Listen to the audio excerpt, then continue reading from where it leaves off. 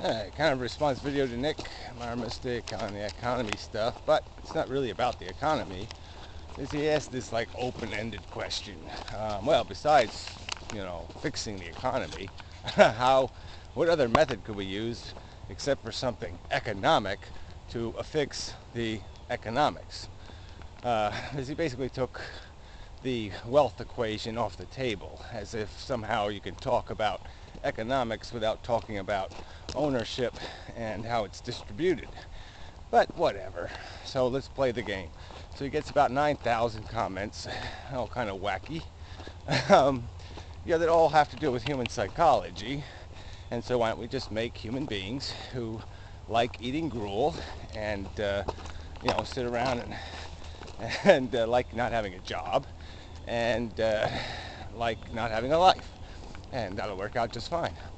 Have no ambition, no competitive nature, no human attributes at all, really. They're just slug humans. And we'll just breed a race of slug humans that'll just go around and graze or something. And, that'll be fine. It's just whatever. If we break the rules and decide to say, well, we can build any kind of humans we want, then we'll just build humans that like being enslaved to other humans, and then we don't have a problem. But I think that's kind of silly, pointless discussion. But if I'm going to go there, and so some of these people are arguing for is this basic idea, which sounds really nice, that, oh, well, you have kind of a default human being that doesn't have to work, but he lives a real minimal life, and therefore isn't a problem, and the rest of society somehow does all the industry things to provide some sort of meager kibbutz lifestyle for this person. And I'm just like, what's the point of it? Why create those? You were talking about creating human psychology. Well, if you're going to create psychology, why don't you create psychology that would find that repugnant? To loaf around all day and, pluck strings on a guitar and not accomplish anything. What the fuck is that? What's the point of creating human beings that void of any kind of interest or passion greater than, whatever, daydreaming? And I guess I would argue that if we're going to sanction that, then let's sanction the opposite. Let's go with the virtual reality, the high-tech solution, and create really, really opulent and extravagant worlds for human beings to live in, where you don't have to use any infrastructure. You don't have to consume any resources. Where everything's free. It's just, anyway. So part of this argument comes down to this idea of employment, like there's only so much employment available or something, which is really silly. You can engineer society. You can create balances between labor and jobs. You can do it. And we haven't done it because we enjoy living off the exploited desperation. Driving wages down has been a way of making, the American way of life of making money. And it's pretty disgusting. That's what it's been.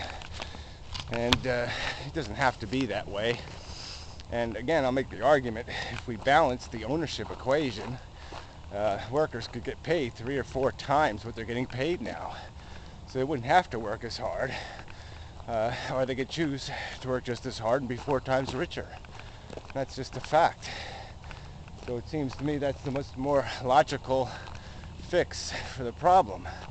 Because if you're going to build a society where you're somehow going to control all human desire and want and ambition and competition, well, good luck with that.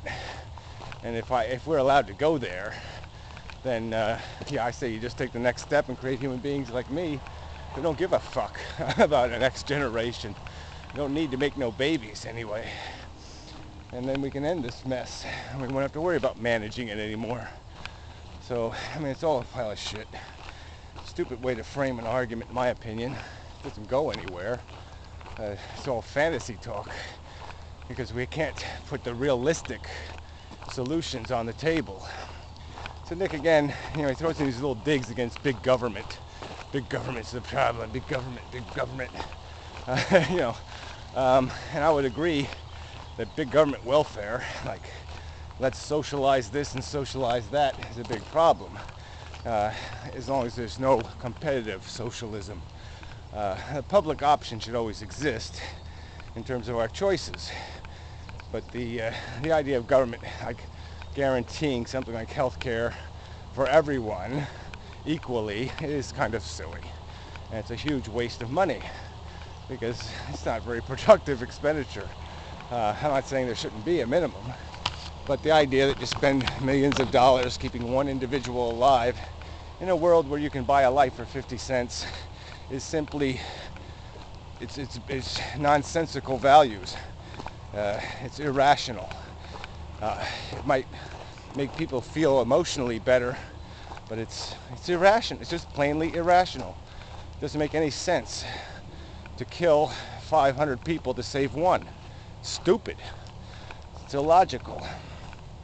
So certainly that shouldn't be what government squanders money on. And if that's the definition of big government, then yeah, I'm against it too. But the other side of government is the Postal Service, which doesn't go waste a bunch of money on Lear jets for the rich. It pays a lot of average Americans a decent wage to do some work. There's nothing wrong with that. Nothing at all wrong with that. There's lots of parts of government that can work as long as we take the private industry crap out of it. And it's the privatization of government that's been a real problem, because then you end up with these Halliburton contracts where we're not paying people to do good work. We're paying people to make a mess. We're paying rich people a fortune to do it. And it's just fucking silly. So I wouldn't call that big government. I call that big business.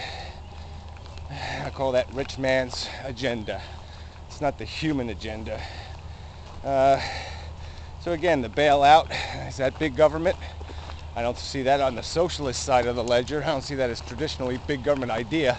Let's bail out a bunch of rich people. So that's bullshit right there. A couple of $1 trillion pissed down into the rich man's wallet. That's,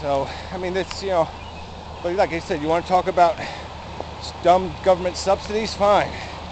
But there's really no point in having a discussion about economics and taking the subject of ownership out of the discussion. That just doesn't make any sense whatsoever. Ownership is economics. It's what money is, a claim of ownership. And there's two kinds of ownership. There's the ownership of your personal life, and there's ownership of resources that provide income. And those two things have to be treated separately. And the economy can work just fine in terms of having an incentive-based economy where what extra you do, you get rewarded for. And we can have a reward economy, but we've broken that because all the rewards are at one end of the economy. A tiny percentage of the human race is getting rewarded really big, and the mass majority of the human race is getting screwed. And you just change that equation. So, whatever. I don't know if there's much else. I had this idea that I threw in there about maybe having clunker kid insurance. Maybe if we obliged people who had children to buy insurance to pay a premium based on the percentages of kids who turn into guitar plucking useless piles of crap, that maybe people would have to pay to have kids, because it is a liability. You create a bunch of people that aren't doing any work. Well, guess what? They're going to eat, and they're going to need a place to sleep, and they're going to consume health care and consume other resources. And some working guy who's breaking his back is going to have to pay for that shit. And it's bullshit. So there should be some obligation to cover that expense. If you're going to decide you're entitled to have kids, well, you're obligated to pay for it if it turns out bad.